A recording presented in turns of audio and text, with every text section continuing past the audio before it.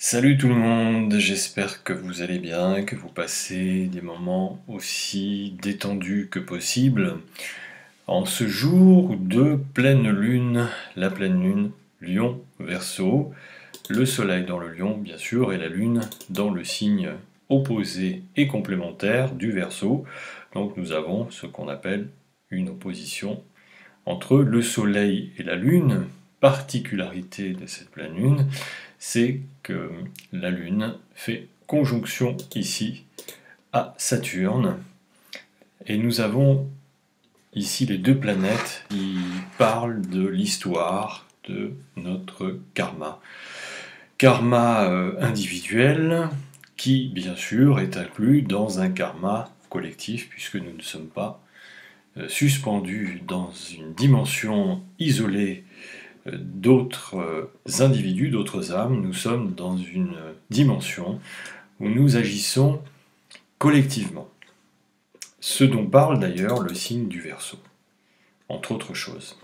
Autre particularité de cette lunaison, c'est que Saturne, du fait de sa rétrogradation actuelle, se remet peu à peu en place au carré d'Uranus, ici dans le signe du Taureau, lequel Uranus fait toujours bien sûr la conjonction au nœud nord dans le Taureau, puisqu'on a l'axe des nœuds lunaires qui actuellement passe dans l'axe Taureau-Scorpion. Mars s'éloigne de sa conjonction à Uranus, mais on peut dire que Mars n'est pas en carré, n'est plus en carré à Saturne ni au Soleil. Mais on va dire qu'il est quand même intégré dans cet aspect de carré de Saturne et Uranus. Alors évidemment, comme on a une opposition Soleil-Lune de 19 degrés 21, le Soleil fait également carré à Uranus et à l'axe des nœuds lunaires. Et je dirais qu'il ne faut pas oublier le nœud sud, même s'il n'est pas figuré sur cette carte. L'axe Taureau-Scorpion, c'est l'axe, pour faire court, de l'attachement et du détachement. Donc, c'est ce que j'avais développé dans une capsule précédente, c'est que avec ces configurations astrales, c'est que on doit à la fois quitter un espace connu, quitter certains fonctionnements basés sur certaines valeurs. On doit donc se détacher en fait de certains modes opératoires, de certaines façons de voir les choses, de certaines façons de fonctionner, pour découvrir de nouvelles valeurs de vie. Du fait qu'on a aussi le nœud sud ici, on a un grand carré. Vous voyez, il n'est pas figuré ici, mais on a un grand carré qui part donc de Saturne au nœud sud Scorpion, qui rejoint le Soleil ici en Lion, et ensuite, bien sûr, Uranus, le nœud nord. Donc la particularité d'un grand carré, c'est que c'est à la fois une énergie très tendue qui propose de bouger, qui propose de prendre des virages importants dans sa vie, et en même temps,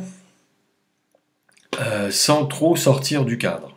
C'est qu'à la fois, on est hyper dynamisé pour faire bouger nos lignes, et en même temps, on est dans des zones de confort, ce qui est le propre de l'axe Taureau-Scorpion, les zones de confort qui nous ritualisent, qui nous donnent certaines stabilités, et donc de sortir de ces zones de confort. Mais comme on a le nœud nord Taureau, avec Uranus quand même qui révolutionne beaucoup les choses, qui nous fait prendre conscience aussi de certaines choses, en même temps il faut se rattacher, si je puis dire, à d'autres zones de confort. Ce qui est dit dans cette lunaison-là, et dans les temps actuels, c'est de questionner son sens de la souveraineté. Souveraineté personnelle, en tant qu'individu, et souveraineté collective. Souveraineté personnelle, inscrite dans le projet collectif, ou dans des projets collectifs. Les projets collectifs, ça peut être tout simplement d'ailleurs un projet de vie de couple, par exemple. À partir du moment où on est deux, on est déjà un collectif. Comme bien sûr, d'une manière beaucoup plus large, à un groupe humain, donc une société, une civilisation. Donc c'est comment sa propre souveraineté peut faire civilisation, peut faire autorité dans un système civilisationnel, ou dans un système relationnel.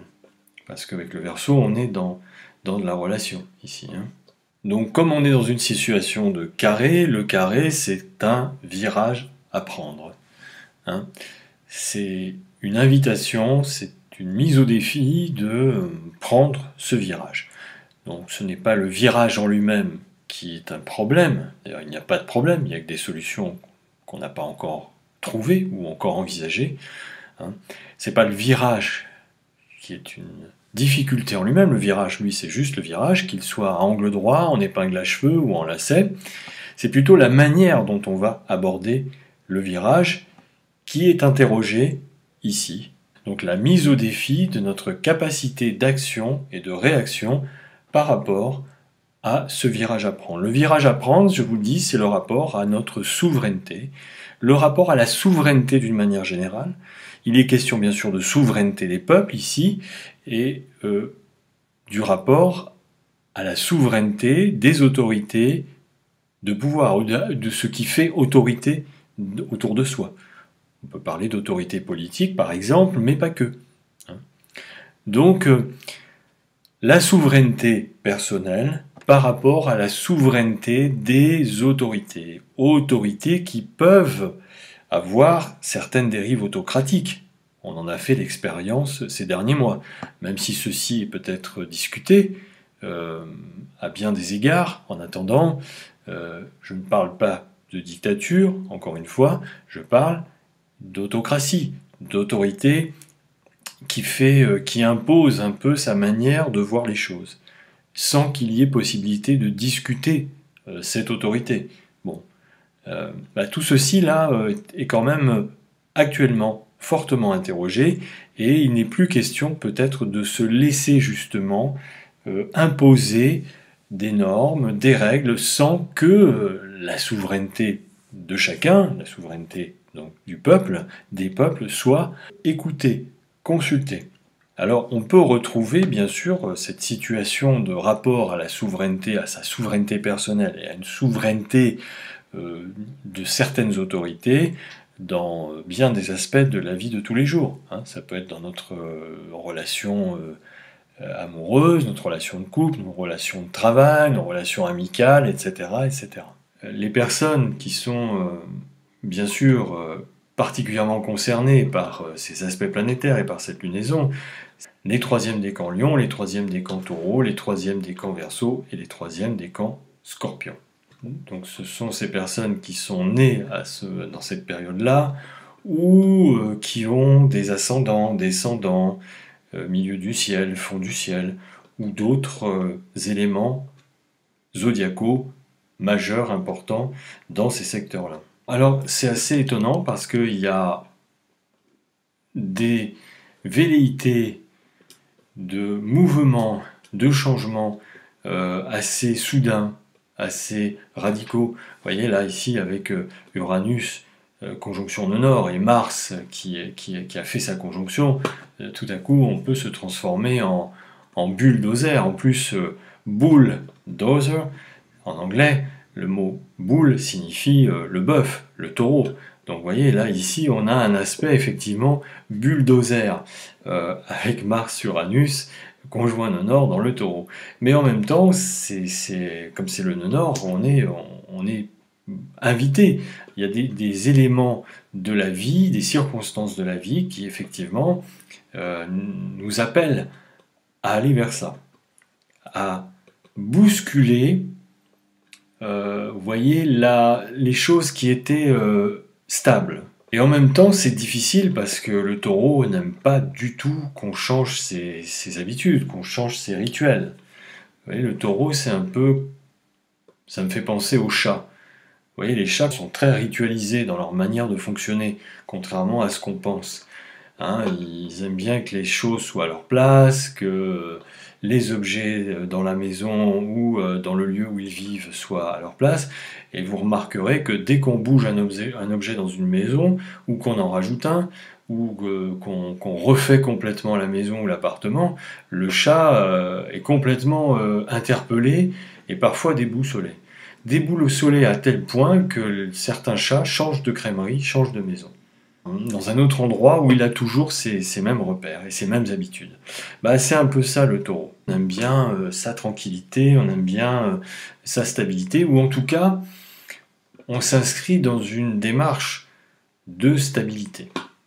Donc ce carré, quand même, là, ici, étonnamment, il fait bouger, il démobilise, il déstabilise certains rituels de vie, certaines habitudes, en même temps, puisqu'on est quand même dans le taureau avec le nœud nord, donc en même temps, on est invité à à se restabiliser, si vous voulez, à se re-ritualiser dans d'autres choses, dans d'autres manières de faire, d'autres manières de vivre, d'autres manières d'accorder certains sens de valeur à l'existence. Et ça, on passe par la souveraineté, hein, avec ce soleil dans le lion, et l'opposition à la lune, donc la pleine lune, qui met en lumière justement, hein, cette nécessité de retrouver et d'utiliser sa pleine souveraineté, parce qu'on peut être dans un moment où tout à coup, on s'aperçoit que la façon dont on a vécu jusqu'à présent ne convient pas, ne convient plus. Ça a eu sa raison d'être à certains moments, et tout à coup, voilà, il y a d'autres façons de vivre ensemble qui nous appellent. Et aussi, parce que le taureau, c'est le signe de la terre, c'est le signe de la propriété, c'est le signe...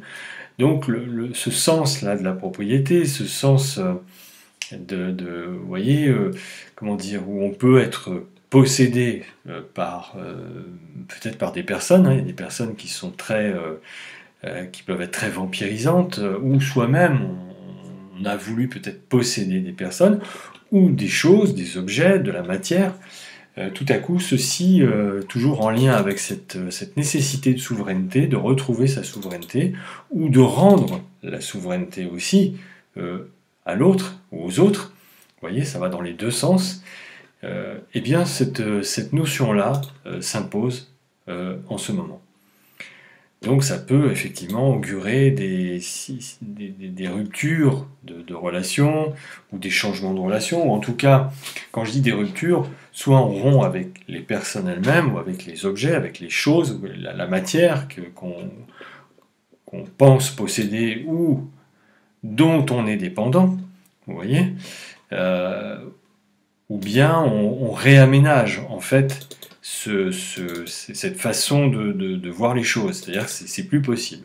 Mais pour ceci, il faut bien sûr qu'il y ait des ententes cordiales, il faut qu'il y ait des accords tacites, hein, des ententes tacites pour changer la donne, changer de modèle, changer de paradigme, changer le rituel, vous voyez, les rituels de vie.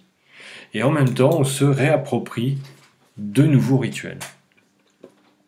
Il y a un lâcher-prise, bien sûr, avec le nœud sud Scorpion, qui aussi fait carré. Et quand on voit que ça fait carré à la Lune, au Soleil, et bien sûr donc à ce Saturne rétrograde dans le Verseau, il est clair que c'est pas rien, si vous voulez. C'est que là, on est un peu dans un moment important de notre histoire individuelle, personnelle et collective.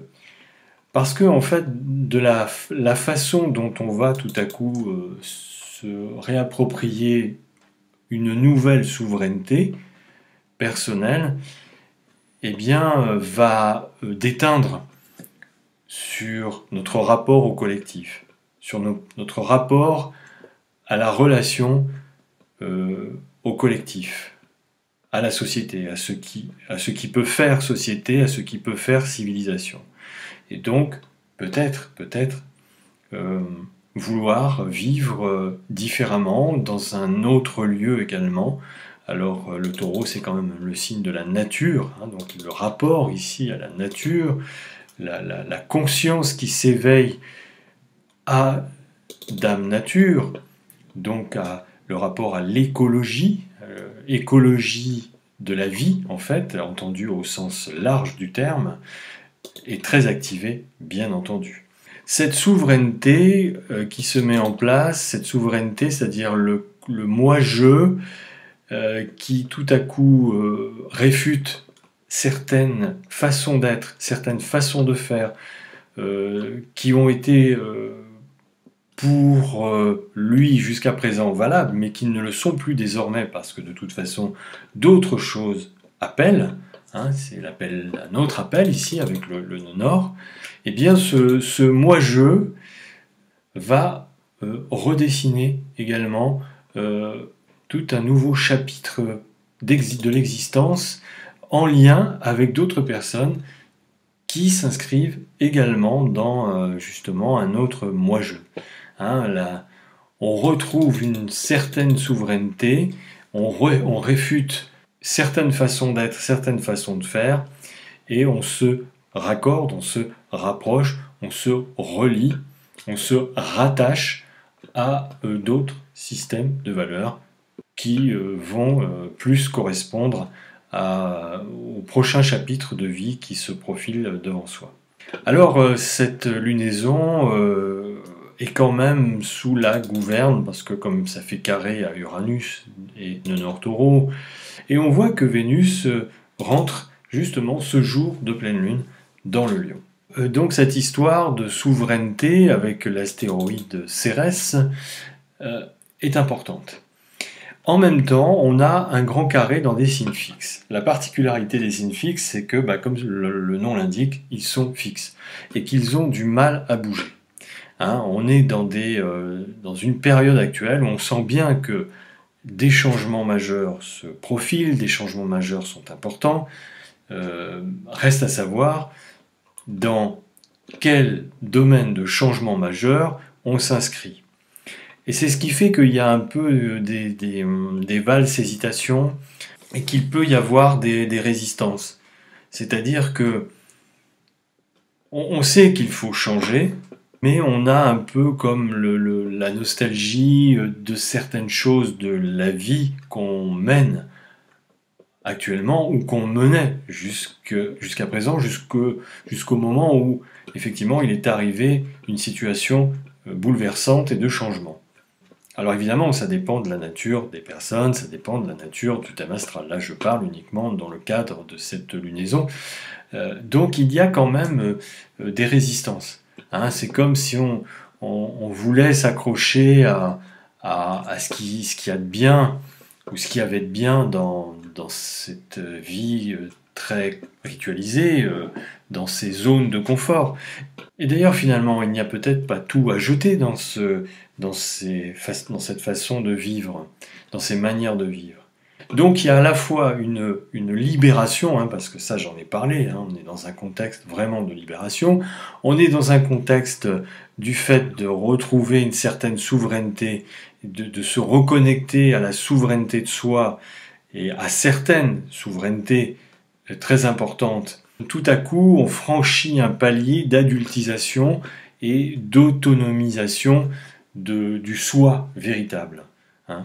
L'autonomisation, c'est-à-dire la souveraineté du cœur, la souveraineté de l'âme, la souveraineté en dépit d'un environnement qui voudrait nous imposer des choses qui vont dans le sens contraire d'une libération et d'une autonomie de l'être. Donc voilà ce que je pourrais dire des caractéristiques de cette lunaison.